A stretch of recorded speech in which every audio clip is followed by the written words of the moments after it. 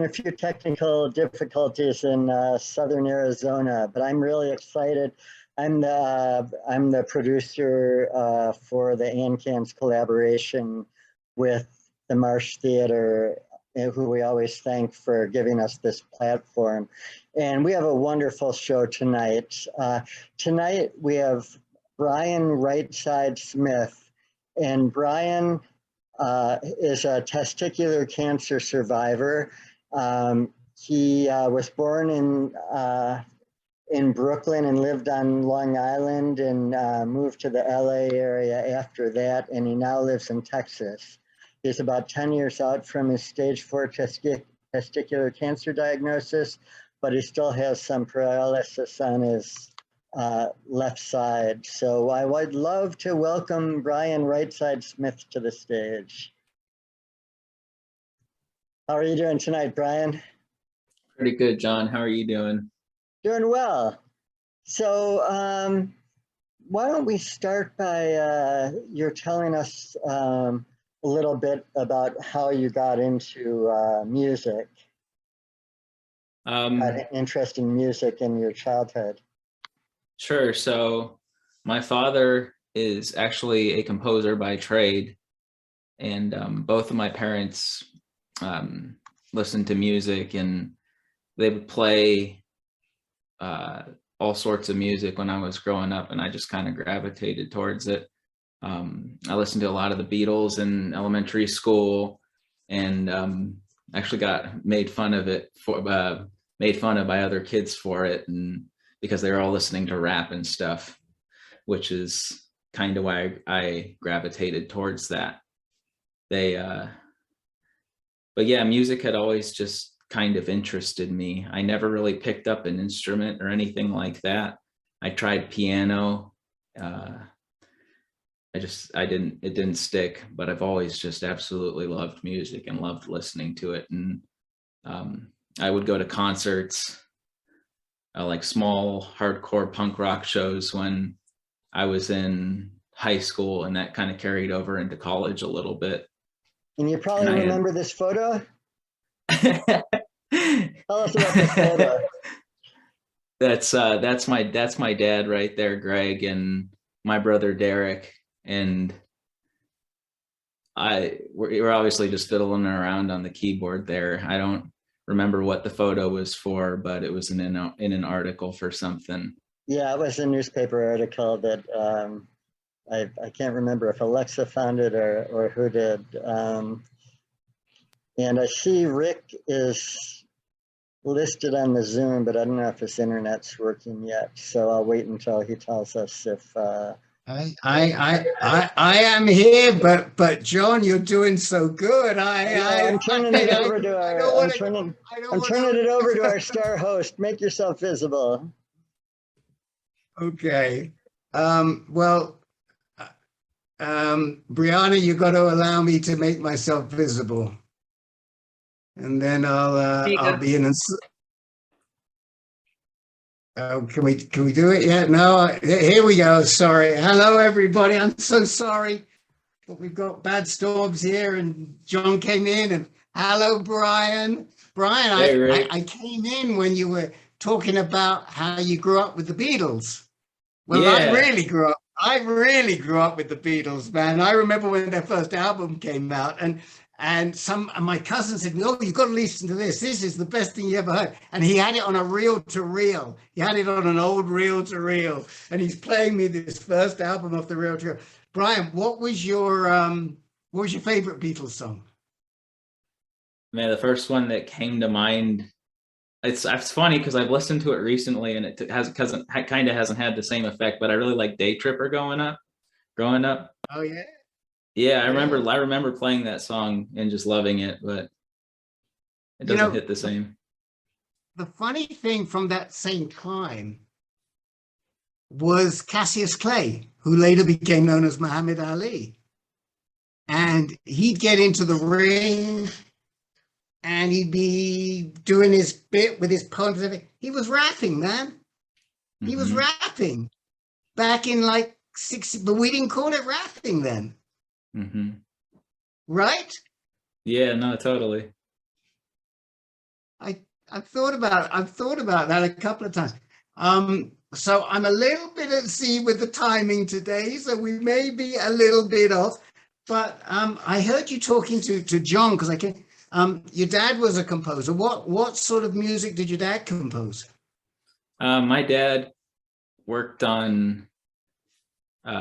He did a lot of his own like family educational pieces that symphony orchestras would perform, and he narrates those sometimes. So I grew up going to watch him perform, and he worked at home, so I was always there was always music around. It was kind of hard to avoid, but yeah, so he did that. He also wrote a lot of music for television programs and commercials and in movies and in Disney parades, and So stuff.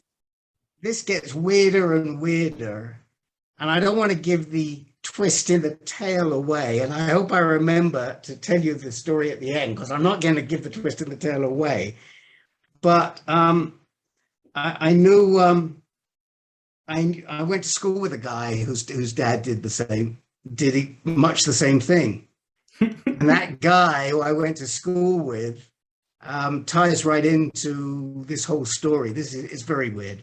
We'll come back to it, because I'm not gonna give the ending away right now. Tell me a little bit about your music capability when you were growing up. I actually didn't pick up on an instrument or anything like that. I really just enjoyed listening to music, and so when I was a kid, my dad pulled me into his studio one time to sing on a spot. I think the producer just said, "Greg, grab one of your kids," and my dad pulled me in, and I auditioned right there on the phone, kinda, and I wound up getting singing in a few commercials when I was a kid. Oh, really? Yeah, it was a 101 Dalmatians commercial and a Barbie commercial. Yeah. Which I got a lot of flack for growing up, but It's okay. You were a jingle singer. Exactly. Yeah. Yeah. I know.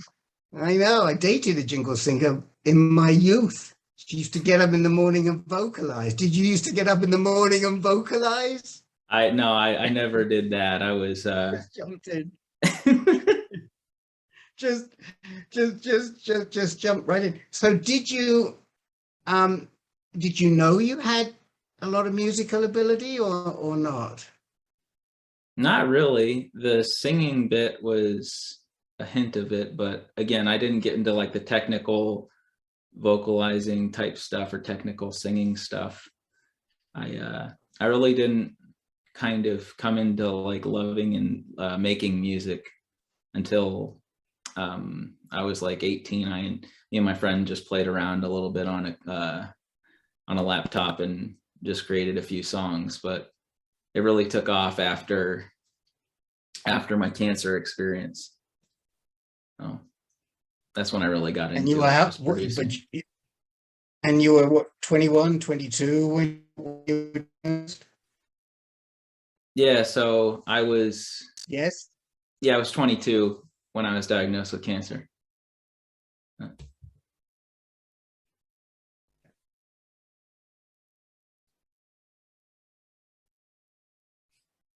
I'm freezing up here, and it might be I'm on a hotspot. So can you hear me now again?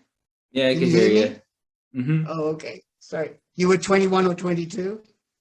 Yeah, so I was 22 when I was diagnosed. I was in my senior year of college. But yeah, it wasn't until after the whole experience, which was I don't know, it was 20. I made some music while I was going through cancer. Actually, let me take that back. I made a few songs, and then yeah, once I went into remission and kind of got through the rougher parts of early survivorship and came across Teen Cancer America and the Play It Back music program, that's where I Yeah. really got introduced to songwriting and really just kind of dove into that, and eventually just started making stuff on my own. So I really want to talk a lot about playback music, a lot, but I think that maybe we should listen to the first track, So Alone, and then we'll sort of backtrack from So Alone as to what was behind it and how it came about. So let's listen to So Alone, and this was the first song you ever recorded, right? That's correct. Yeah, it's the first song I ever recorded.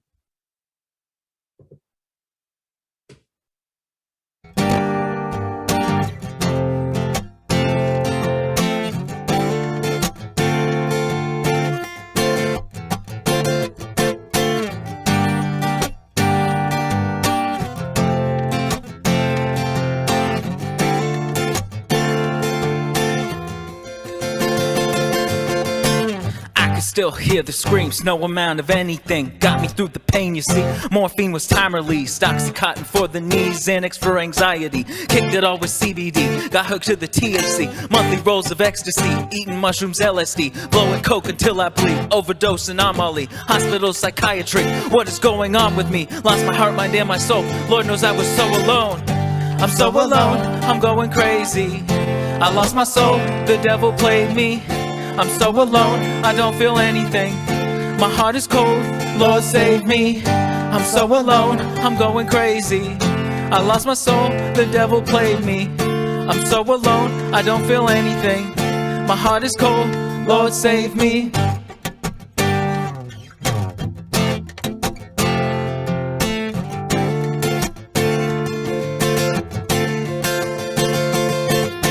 First cancer defeated, second left me beaten. Spring up was a season, another brain lesion. Crippled by the steroid dose, high in church like the Pope. Surgery stopped the growth, left side was weaker though. Sticking out the elbow, hand doesn't keep a hold. And I'm walking real slow, mind couldn't see the hope.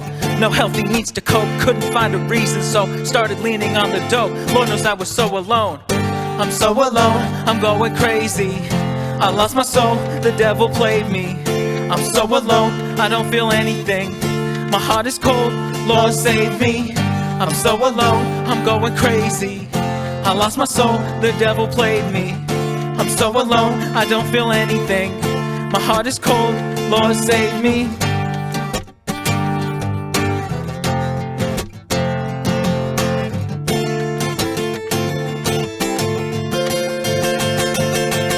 I'm not glorifying drugs, you better get that correct. I'm reliving what I'm writing like the butterfly effect. Overdose check, rehab check. Now I count the sober days that I collect. I'm so alone, I'm going crazy. I lost my soul, the devil played me. I'm so alone, I don't feel anything. My heart is cold, Lord save me. I'm so alone, I'm going crazy. I lost my soul, the devil played me. I'm so alone, I don't feel anything. My heart is cold, Lord save me. Lord save me. Lord save me. Lord save me.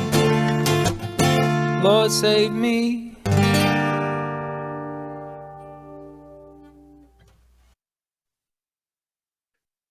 Oh my gosh, takes my breath away.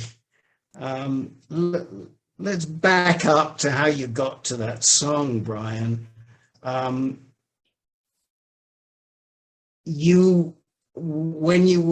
Before you had cancer, did you have issues with substance or alcohol? Yeah, so I actually started drinking and experimenting with drugs when I was in high school. I was probably about 14 or 15. And yeah, so in many ways I didn't get any healthy coping mechanisms for emotional things. And so naturally when I was and that kind of carried on out through college. And then naturally when I got ill, I just kind of I coped with it that way. You know, I at times abused some of the prescription drugs I had during my cancer treatment. And then more or less when I got out on the other side of that, that's when I got really heavy into drugs, and it's kind of how I dealt with survivorship for like the first 5 years or so, was through substances. So we should talk a little bit about your cancer, and to back up, you were diagnosed with testicular cancer, correct? At age 21, 22. Give us that background. Sure. So it was in my senior year of college, as I discovered the tumor kind of early on, but you know, I made that grave mistake of not doing anything about it, or I did something about it when it was far too late. So it would metastasize to my lung, into my brain, and so we addressed that accordingly, and I got the chemo and radiation, and I went into remission like shortly thereafter. It was very treatable. And that's when like I knew that when I came out on the other side of cancer and I turned to it was alcohol at that time, that I had a serious problem, because I just got through this major fight with cancer, and then the way that I was coping with it was very unhealthy. And so I made an effort to stop after that. I had like one incident that was really bad, and I just tried to stop. And then I had about, I don't know, like that summer I was in remission. And then I was watching I was in a movie theater watching 50/50. It's a film about cancer with 3 of my buddies, and I had a grand mal seizure in the middle of the movie. And that's where we found out about there was another tumor, and we radiated that. So let me just back up a second, because I just want to, first of all, how long ago was this? How many years ago? This was 2011, so it was roughly 11. Well, yeah, roughly 11 years ago. Yeah, roughly. And this was 11 years ago. And when you had this seizure, this was how long after you've been diagnosed with the cancer? So this was... How long had you been in remission? I think I had been in remission, I think it was October. So I was in remission in like May or June. And so it was just a few months. Oh, so this was all really around the same time as it were.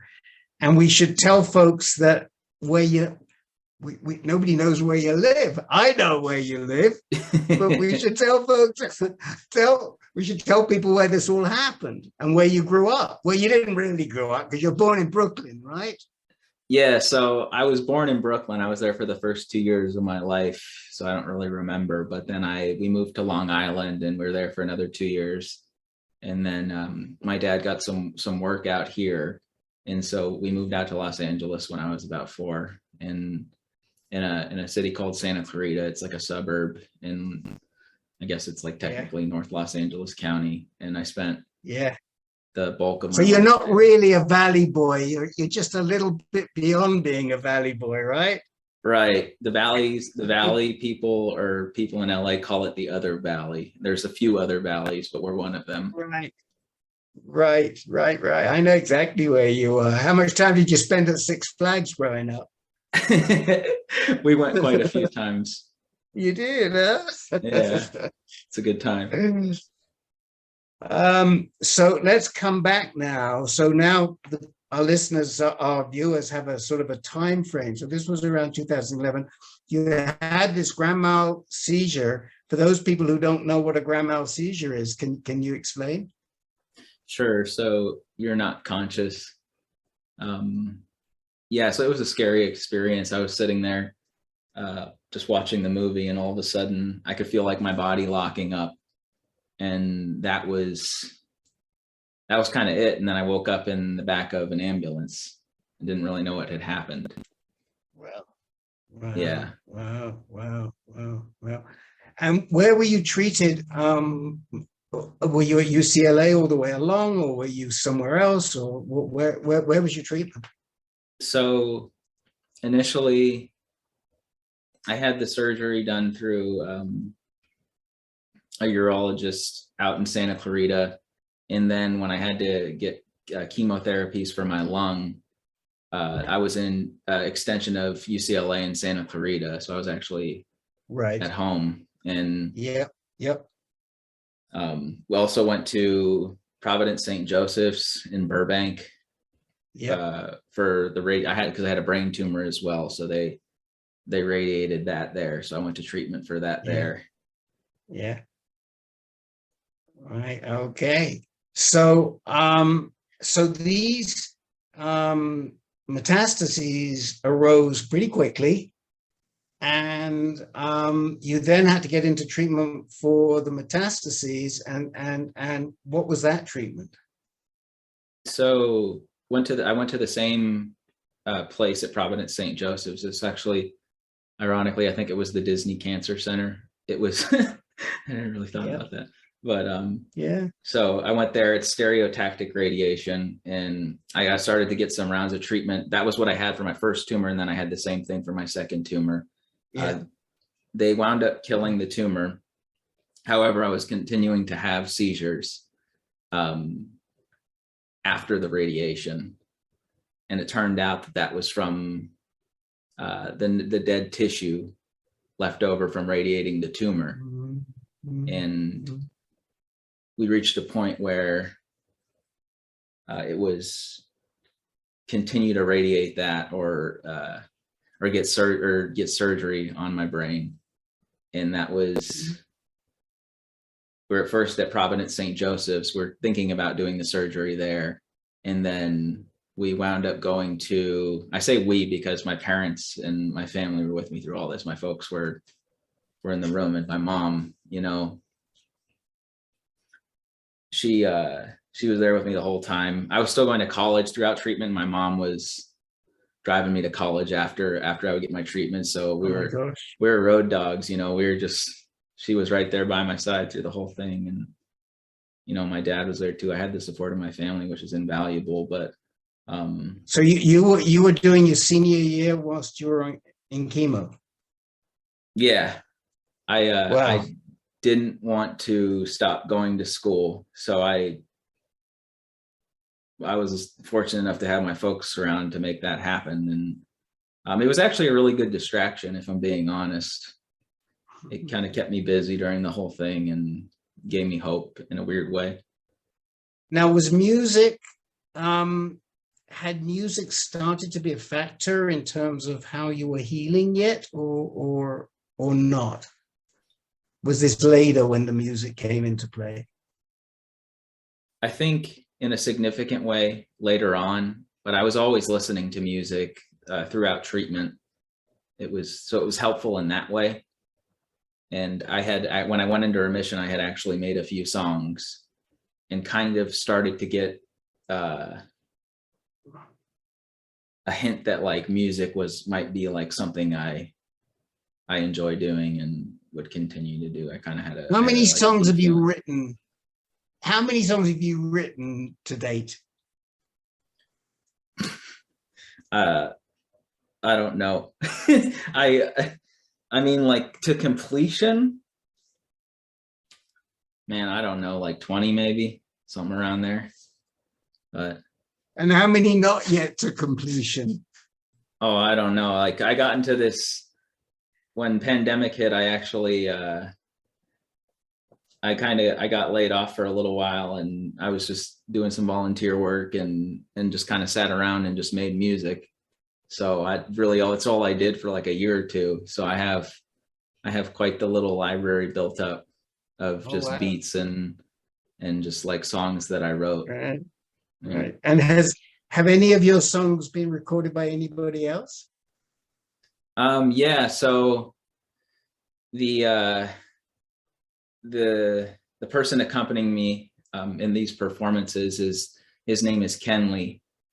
He's a good friend of mine and a mentor, and I still work with him.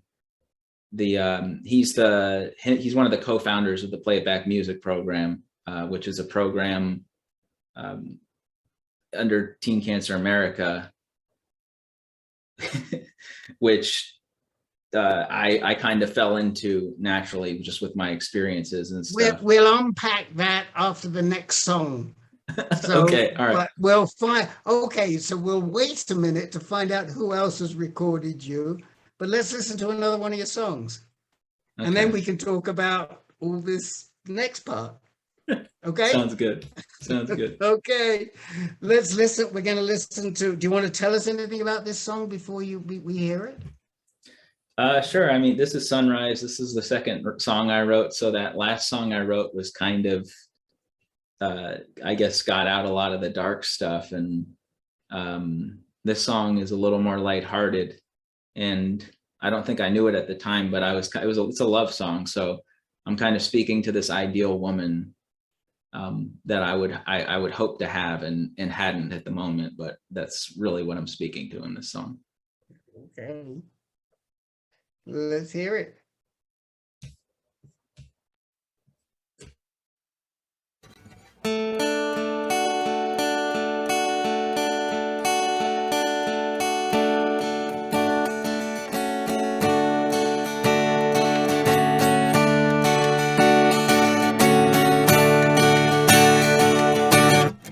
I wanna see your eyes at the sunrise, hearts beat together like a drum line. Check on my watch, we still have time. Dead in my tracks like a stop sign. I wanna see your eyes at the sunrise, hearts beat together like a drum line. Check on my watch, we still have time. Dead in my tracks like a stop sign. You're here, not here. Show up, I'm there. We dance, no fear. They stare, don't care. Girl, we're moving like the flu, getting down like the blues, twirl around like a spoon. You know how we do. I wanna see your eyes at the sunrise, hearts beat together like a drum line. Check on my watch, we still have time. Dead in my tracks like a stop sign. I wanna see your eyes at the sunrise, hearts beat together like a drum line. Check on my watch, we still have time. Dead in my tracks like a stop sign. In love, kiss you, you're gone, miss you. Your shoes, my shoes, we have issues. Sort them out like a mess, all sad like the press. You live in my chest, sincerely your best. I wanna see your eyes at the sunrise, hearts beat together like a drum line. Check on my watch, we still have time. Dead in my tracks like a stop sign. I wanna see your eyes at the sunrise, hearts beat together like a drum line. Check on my watch, we still have time. Dead in my tracks like a stop sign. She loves me, she loves me not. She loves me, she loves me not. She loves me, she loves me not. She loves me. I wanna see your eyes at the sunrise, hearts beat together like a drum line. Check on my watch, we still have time.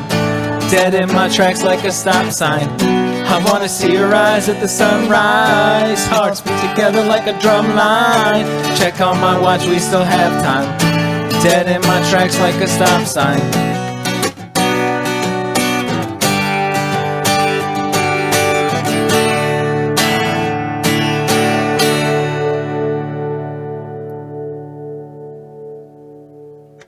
Definitely a little brighter. Definitely a little brighter. That was beautiful. That was beautiful. Do you do you come up with the, I mean, I know you come up with the beats because that's what rapping's all about, right? The beats. But what about the melodies? Do you come up with the melodies easily, or are they there naturally? And how do you write those melodies down? So those two songs, they weren't written to acoustic guitar. They're actually written to two beats that were provided to us by a record label in the UK. Actually, it's called CR2 Records. It's an EDM label, but they donated those beats to us, and my friend Kenley loaned them off to me, and I wrote the lyrics, and yeah, I like the melodies over the beat. And then I would come into the studio and record those, but it all just kind of came naturally. It wasn't forced, and that's kind of been my experience with songwriting. Is it, you can keep writing and it'll come out when it comes out. Do you think your dad was ever like outside the door with one ear against the door, listening in what was doing? Did he ever suggest any stuff to you? Yeah, no, I was always interested to hear my dad's opinion on things. It's it was cool because I actually moved back home during the pandemic, and my dad's working from home, and I was sitting there making music, and we got a chance to talk about music, and in a way that I don't think we ever really were able to, because I just wasn't like tuned in technically to music or writing songs. So now it was really cool to get his input, and just to learn about music through him. It was like a really cool bonding experience. Oh, I bet. God, that's fantastic. That's like playing on the same football team as your soccer team as your dad, isn't it? Really? So let's go back, because I'm keeping an eye on the clock here, because I pushed everything out of whack here. Let's go back to how you got into recovery, but this last lot of brain metastasis had a pretty significant impact on you, correct? Yeah, so I went into getting the brain surgery, knowing that I would come out on the other side with some form of paralysis on my left side. And that's what happened. Is when I came out on the other side of surgery, I had some weakness on my left side, and I have it's a bit better now, but mainly in my hand is probably where it's the most significant. I can't necessarily move it all that well, but were you a lefty or a righty before you started? I was a righty. Oh, you were a righty. Yeah, okay. So I had that going for me, but yeah, no. So we knew that it was that this was going to happen. To what degree? No, we didn't know. They just kind of said to expect it. And then you'd obviously been on all kinds of drugs and goodness knows what for the chemotherapy. You took yourself off of those drugs. You had to work in trying to rehab yourself as well. Music hadn't really come into your life big time yet. So what filled the gap?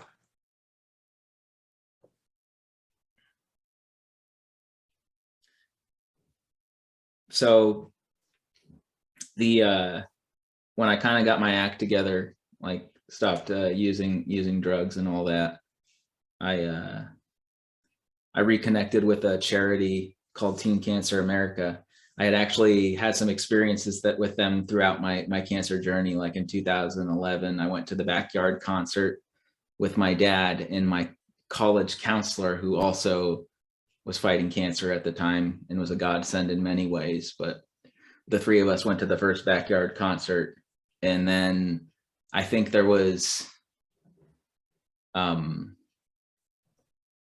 like a charity event in like 2014 or something that I popped up with at my dad, but I wasn't ready to like really dive into the whole like AYA community. AYA is an adolescent and young adult cancer patient and survivor between the ages of 15 yep. to 39. So instead of saying that, we say AYA, you know. Right. So had you moved straight from, were you able to kick the substance habit, or had you had a relapse after your cancer and before you got to teen cancer? I mean, what happened in that big gap? How long have you been with teen cancer? So probably since 2018 in any kind of significant way. But yeah, so I was heavily into drugs up until about July of 2016. And I went to rehab and I sobered up. What's that? No, I said, I mean, that's the way to do it, right? Yeah, no, and I got introduced to recovery and that whole deal, and I spent some time in the valley just living out there and taking care of myself. And then yeah, I was applying for jobs because I was driving Uber at the time, and I think I was just like finally getting to a point where I was looking for jobs, and I applied at Teen Cancer America, and I got like a first interview or whatever, and then they this is always so funny to me. They called me for a second, what I thought was a second interview, but I walked into the office there in West LA, and it was like three of Simon and Hillary, and I think it was the other person was Michelle. And instead of it being like a second interview, they were like, "How can we help you?" And it kind of messed me up because I was like, "Oh, I thought I was going to get a job," but like they turned the tables, and they started throwing out all these things that they thought might help me. And two of the things that I gravitated to, I went to an AYA support group, and it was people who were like in the midst of treatment, so it wasn't really speaking to me. But the other thing they had was this music program with a producer in Santa Monica named Kenley, and it's called the Play It Back Music Program. And so what it is I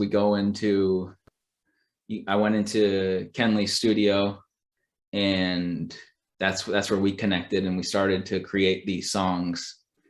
And that was kind of like the genesis, not only of that program, but just of my experience with Teen Cancer America. So what I want to do after your next song is I would like to talk a little bit about play it back music and find out what you do, but introduce your next song for us.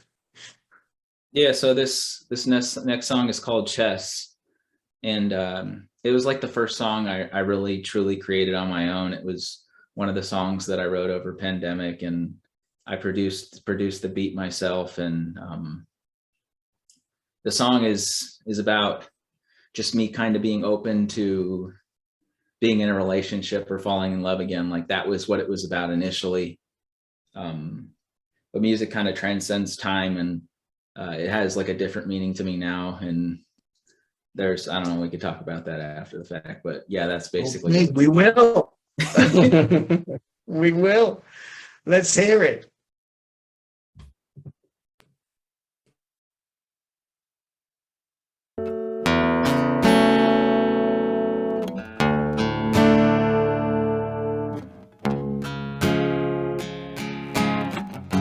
Back and forth, I can't make up my mind.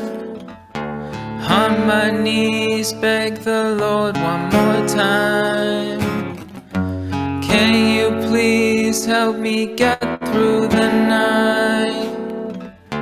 Nothing left, I'm not feeling alright. I can feel my heartbeat banging in my chest, coming after my piece like a game of chess. Choking, I cannot breathe, hold on to my breath. All I want is my queen, there ain't nothing left. There ain't nothing left.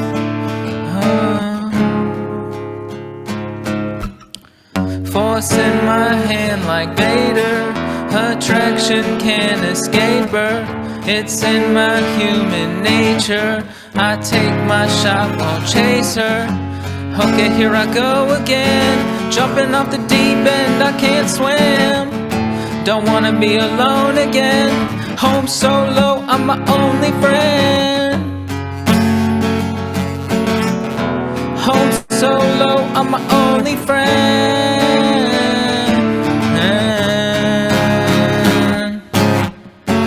I can feel my heartbeat banging in my chest, coming after my piece like a game of chess. Choking, I cannot breathe, hold on to my breath. All I want is my queen, there ain't nothing left. There ain't nothing left. There ain't nothing left.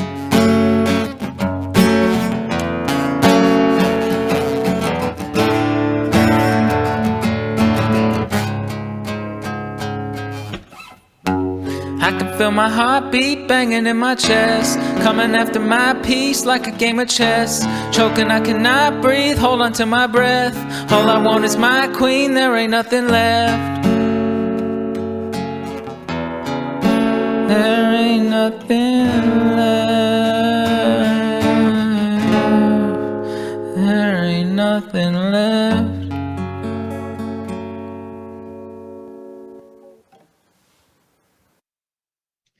So as I'm listening to this, I'm wondering, when you were a kid, like a teenager, and you were at school, did you used to write poetry? Did you used to sing rap? Did you, I mean, just for fun, did you rap in the car or something? I mean,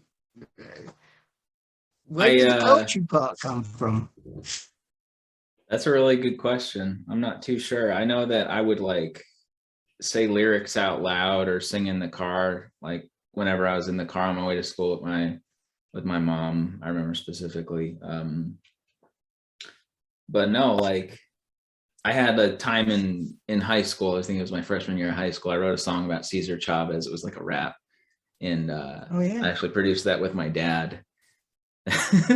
And that was probably like the one time that I really tapped into it. But no, that was it really. Like there wasn't.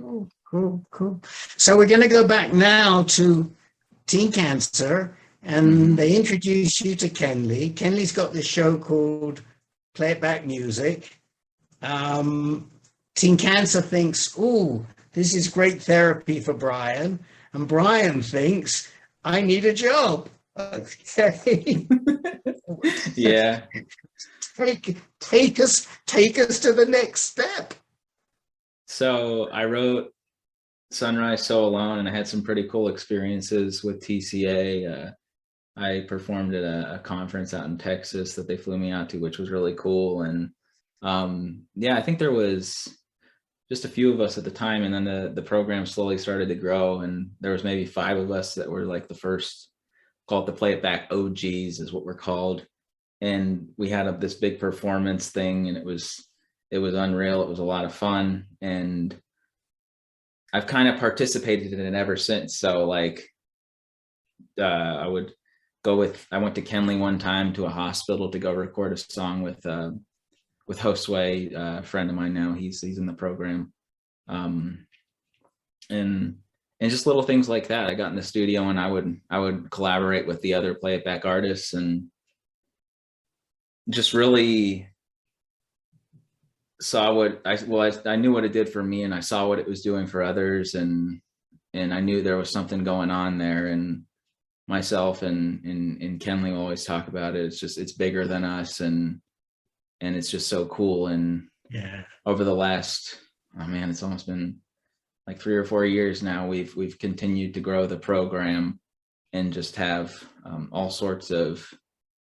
amazing AYAs come through and just make really cool music. And it's kind of become this little community, and we hang out a couple times a month and talk about music and do music related activities. And it's not so like cancer centric, and I've kind of like come to know that like in the AYA community, doing fun things like this is kind of a good way to connect with other people.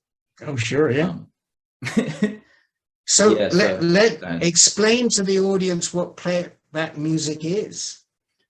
So Play It Back is, I guess, like the best, I don't even want to call it music. It's like music production therapy. So you get into a studio with a professional producer, which is Kenley, and he'll bring in friends sometimes to play on songs. We'll get other people, but it's more or less him in the AYA in the studio creating music. And in my experience, it's just been, it's a healing process, you know, like I got through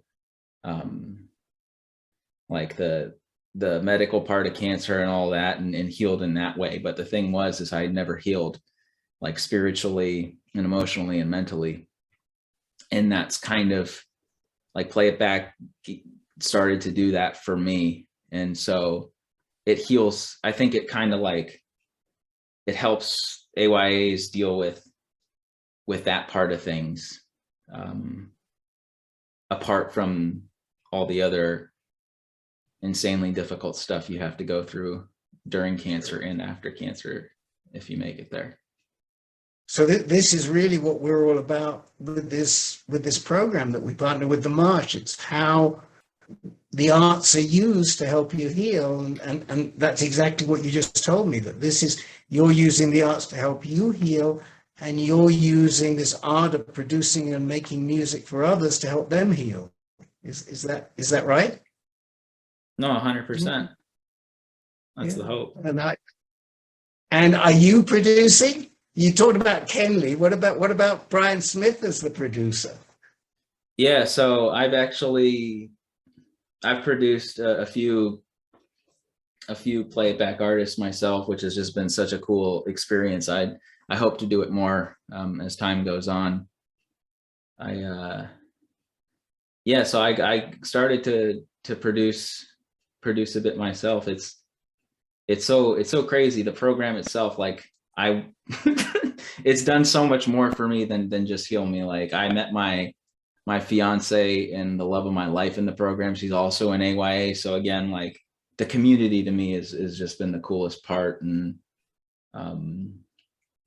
it's just been such a gigantic blessing. I almost don't have words for it, you know. Were you going to produce? Did you meet her through offering to produce her? I have to be careful of my words here.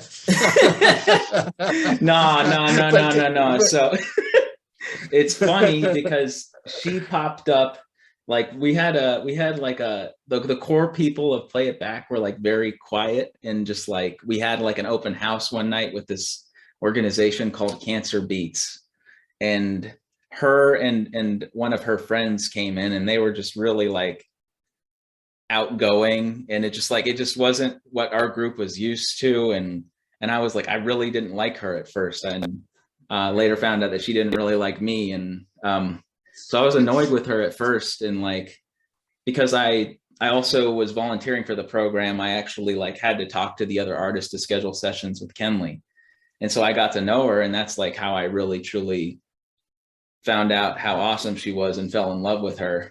But I actually produced her in that same in that same girl that I thought was obnoxious as well, and and we made a song. It was actually like it's called AYA Aware, and it's cool because it's like it's an advocacy song, right? Like we're speaking to the AYA population, and it turned out to be the coolest song.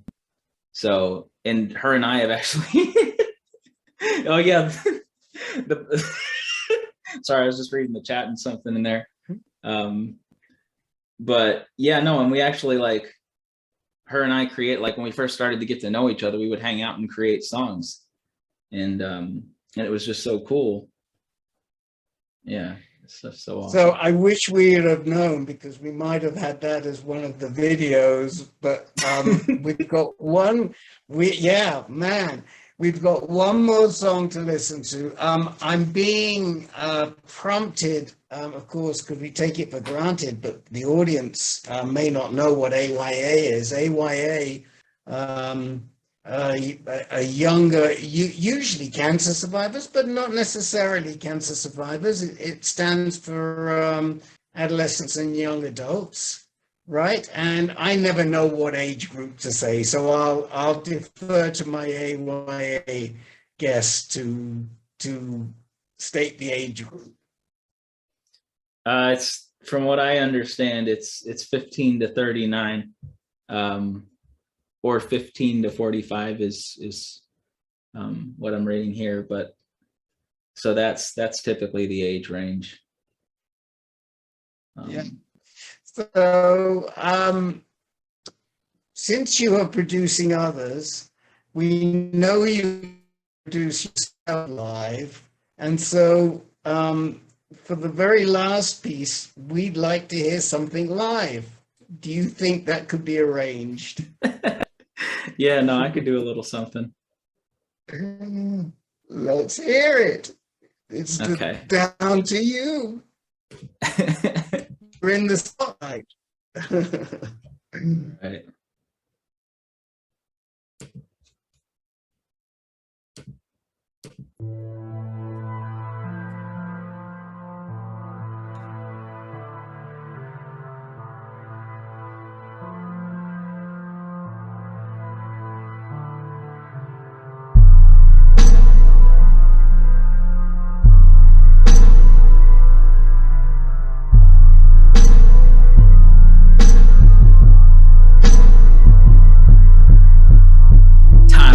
In extraordinary fashion, designer of the masses, weaving in and out the fabric, stitching up the tragic in a way we can't imagine. A shirt the soul's laughing, wearing evil backwards. On the runway, directing traffic towards the narrow gate. Wait, the Broadway is a disaster. Taxi toward it with the baggage like a tortoise if you have to. No, the torment won't outlast you. All praises to the most, and purpose like an O. Not surfing a remote, refuse to be controlled by a series of some posts, by a substance of the folks who prey on sheep like wolves. Rest in the Holy Ghost, find peace inside my dome, that's the enemy's abode. Read words with the quotes, and a verse that was spoke by an MC of hope.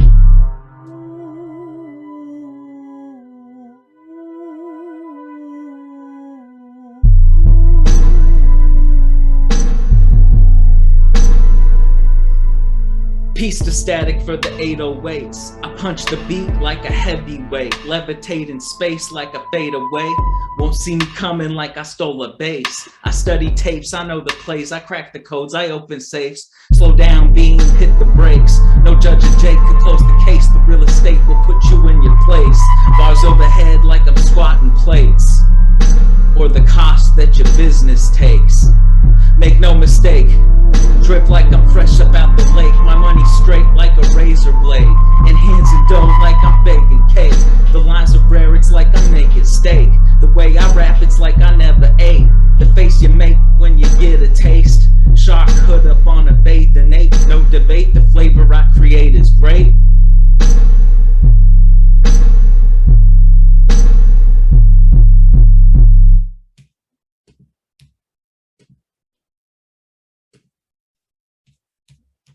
So talk to us about that song. Please. So that is that's a beat I made, and those are 2 verses I wrote. Yeah, so the first verse is just kind of speaking to just to God for me.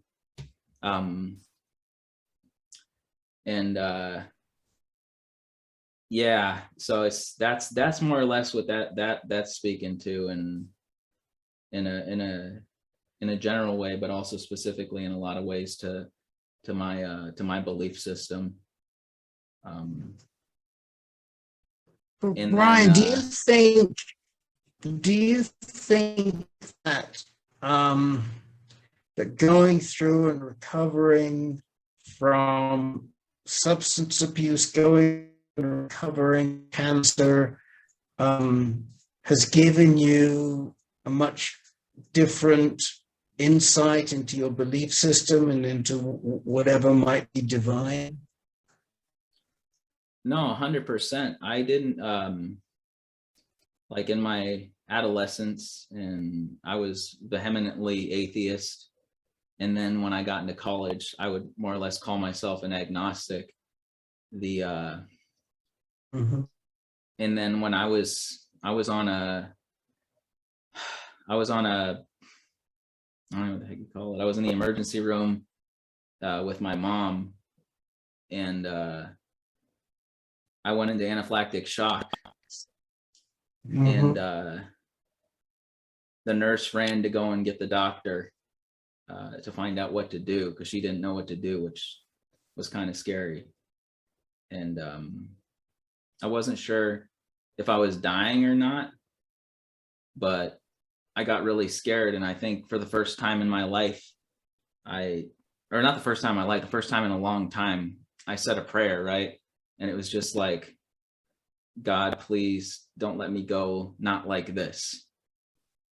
And I just felt like this overwhelming presence, and that I had. It's hard to describe, but for me, that was like my first experience of God, and kind of like gave me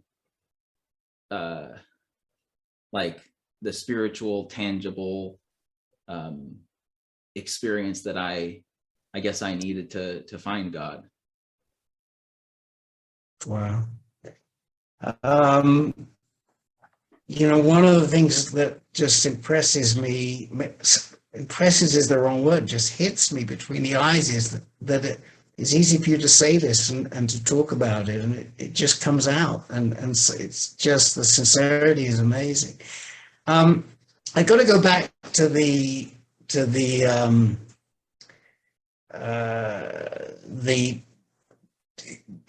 turn in the tail.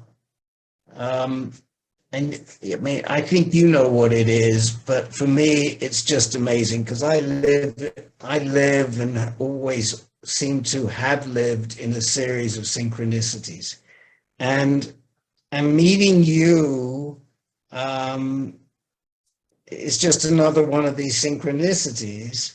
And I just want to explain to the audience what that is, because I have a lifelong friend from birth who is married to the Who's graphic designer. And we haven't talked much about the Who, but the Who, well, more precisely, Roger Daltrey and Peter Townsend, set up Teen Cancer in the UK in honor of Roger's sister, right? She had, was it breast cancer? I believe so. Yeah. And they saw a need to support people who were not full adults, but they were beyond being teenagers.